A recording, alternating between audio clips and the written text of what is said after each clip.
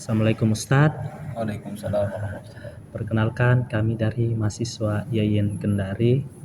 Maksud dan tujuan kita datang ke Masjid Al-Amin ini tempatnya di Polda Sulawesi Tenggara, yaitu ingin memenuhi salah satu tugas yang dimana tugas kami itu mata kuliah bahasa Indonesia, itu mewawancarai tiap-tiap tokoh ataupun salah satu pengurus atau imam masjid yang berada di Sulawesi Tenggara ini. Adapun pertanyaan kami yaitu Ustadz, yang pertama, awal mula Ustadz menjadi pengurus di Masjid Al-Amin ini, tepatnya di Polda Sulawesi Tenggara ini, seperti apa sih itu Ustadz? Baik, saya langsung jawab ya. Kurang lebih di sini saya sudah 9 tahun karena berawal di 2016. Nah, sebenarnya saya di sini hanya sebagai salah satu imam dari keempat imam yang ada di sini.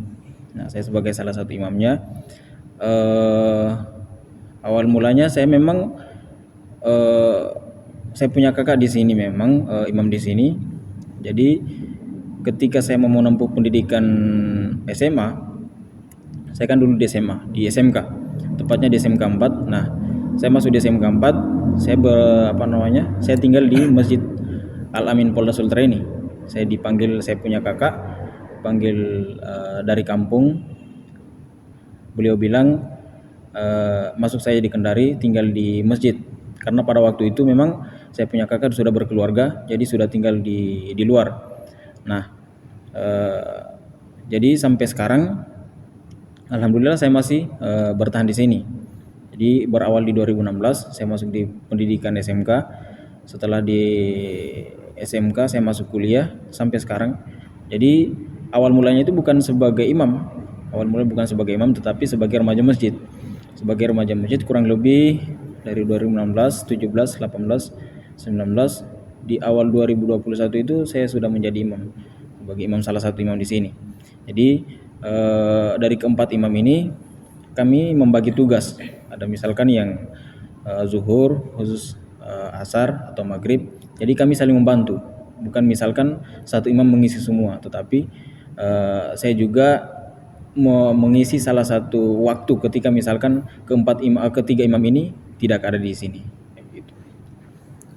Oke, selanjutnya pertanyaan kedua Ustadz, bagaimana sih pengurusan di masjid ini Ustadz? Apakah masih tertib atau sudah tidak tertib lagi Ustadz? Oke, baik.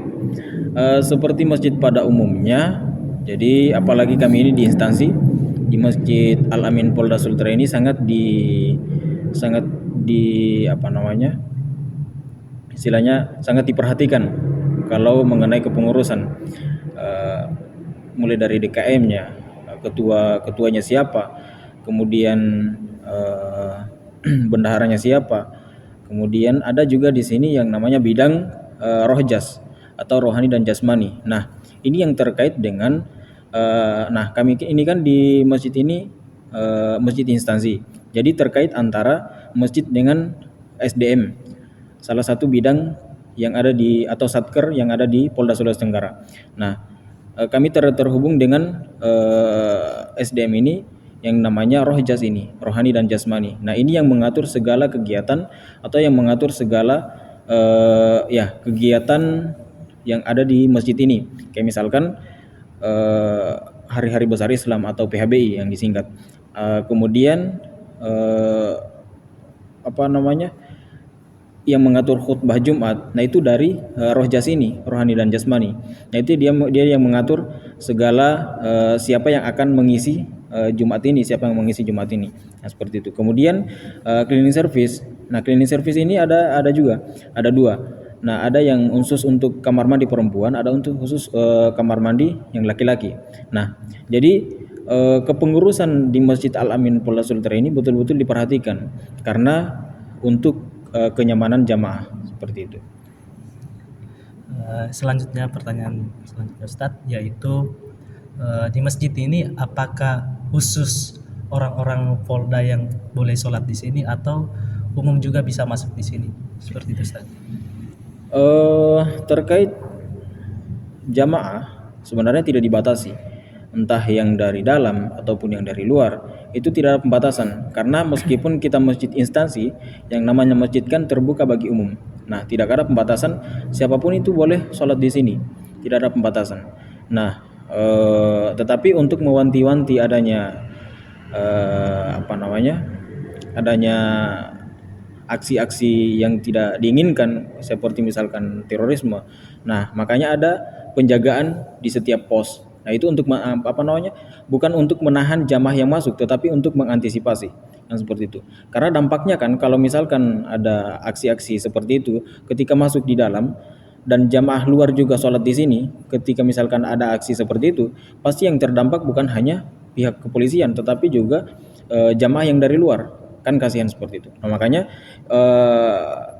pengadaan penjagaan yang ada di pos itu bukan untuk menahan jamaah yang masuk di sini, tetapi untuk mengantisipasi akibat yang akan terjadi ketika misalnya ada aksi-aksi seperti itu. Nah, seperti tadi, pembatasan jamaah yang masuk ke Masjid Al-Amin Polda Sultra ini tidak ada seperti itu. Kayak misalkan mau sholat Jumat atau misalkan sholat Idul Fitri atau Idul Adha, nah itu tidak ada pembatasan. Bagi siapapun yang mau sholat di dalam Masjid Al-Amin Polda Sultra ini silahkan, dipersilahkan seperti itu. Terbuka lebar bagi jamaah siapapun. Oh, jadi terbuka lebar untuk Iya. walaupun umum dengan Polda juga. Iya. Oke, selanjutnya Ustadz, saya sempat mendengar bahwasannya Ustadz ini telah 9 tahun mengurus di masjid ini. Iya. Apa sih yang membuat Ustadz betah menjadi pengurus sekaligus imam di Masjid Al-Amin ini? Ya, tentu setiap orang kan punya karakter. Kalau saya sendiri memang karakternya mudah beradaptasi. Nah, sebenarnya sebenarnya dari lika-liku perjalanan saya tinggal di sini itu saya sempat tinggal di luar. Nah, di sekitar 2019 itu sekitar 6 bulan saya tinggal di luar sebenarnya. Nah, tetapi awal puasa di 2019 juga saya masuk kembali di sini.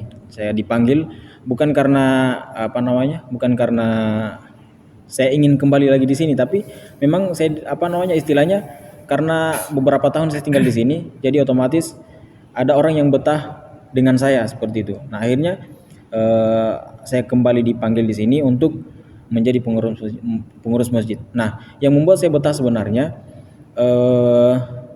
dari orang-orangnya di sekeliling saya yang saya dapati selama ini, ya alhamdulillah baik orangnya, karakternya, kemudian lingkungan di sini juga. Kalau bisa dibilang masjid yang paling aman itu di masjid instansi kepolisian atau kalau bukan di kepolisian atau di masjid TNI. Nah, itu lumayan aman karena kita terlindungi di dalam. Selain kita dilindungi, kita juga aman dan nyaman di dalam. Nah, itu yang membuat saya sampai saat ini tidak ada opsi lain untuk berpindah ke masjid lain karena memang lumayan betah di sini. Siapa sih yang tidak betah tinggal di dalam? Sudah dikasih dikasih fasilitas, kemudian diberikan insentif dan juga diberikan keamanan dan kenyamanan. Siapa yang tidak betah tinggal di dalam? Dan memang sejujurnya sampai saat ini saya tidak ada keinginan untuk minggat atau tidak ada keinginan untuk tinggal di luar, kan seperti itu. Nah, saya memang target saya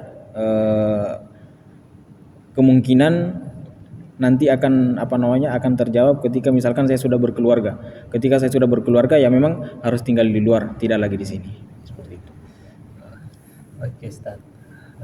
Terima kasih atas waktunya, Ustaz, bersama kami. Telah merepotkan juga, Ustaz. Lebih dan kurangnya mohon dimaafkan, Ustaz. Kami pamit dulu. Wassalamualaikum warahmatullahi wabarakatuh. Waalaikumsalam warahmatullahi wabarakatuh.